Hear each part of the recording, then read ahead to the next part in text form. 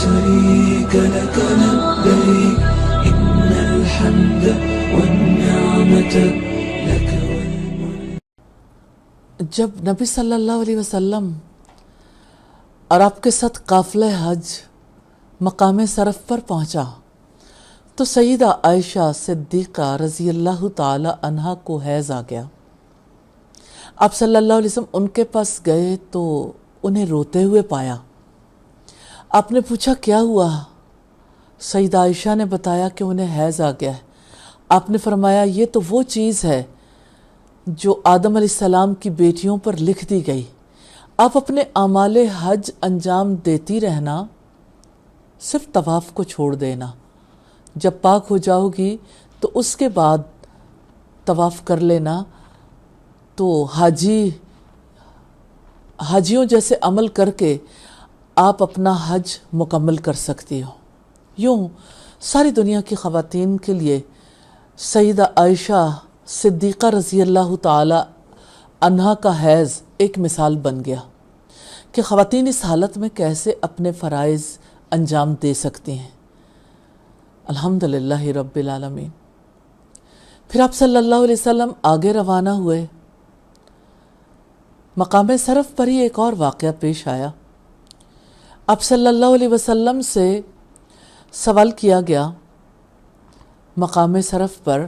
آپ نے جب حاجیوں کو خطبہ دیتے ہوئے کہا کہ آپ میں سے جو قربانی کا جانور لے کر آیا ہے وہ حج کے احرام کو برقرار رکھے گا، اور جو قربانی کا جانور ساتھ نہیں لایا وہ حج کے احرام کو عمرے میں بدل سکتا ہے. سراقہ بن مالک نے پوچھا یہ حکم ہمارے لیے ہے یہ باقی لوگوں کے لیے بھی؟ آپ نے فرمایا یہ حکم سب کے لیے ہے. پھر آپ صلی اللہ علیہ وسلم آگے روانہ ہوئے. حج کا قافلہ ہے، کیسے جذبوں کے ساتھ وہ سفر ہو رہا تھا، کیسے للہیت، کیسے اللہ سبحانہ و تعالیٰ کے لیے اخلاص تھا. لبیک لبیک کی صدائیں ہر طرف سب لوگوں کے دلوں کو گرما رہی تھیں. اللہ سبحانہ و تعالیٰ کے حضور حاضری لوگوں کے دلوں کو بے قرار کر رہی تھی.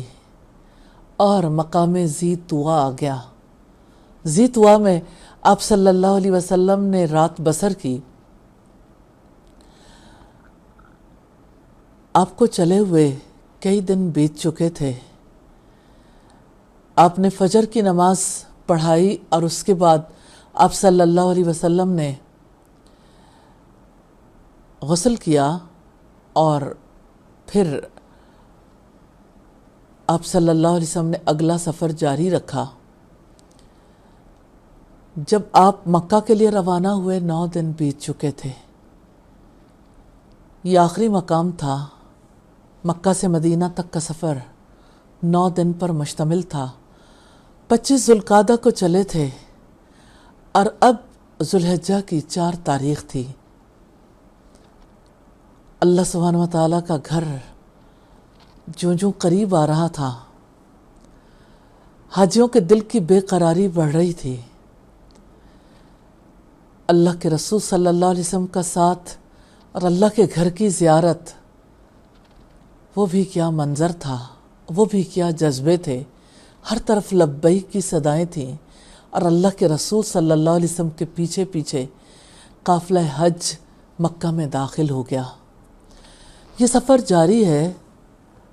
آگے بیت اللہ میں آپ صلی اللہ علیہ وسلم کیسے داخل ہوئے، آپ نے اگلے اعمال کیسے انجام دیے، انشاءاللہ اگلی بار دیکھیں گے.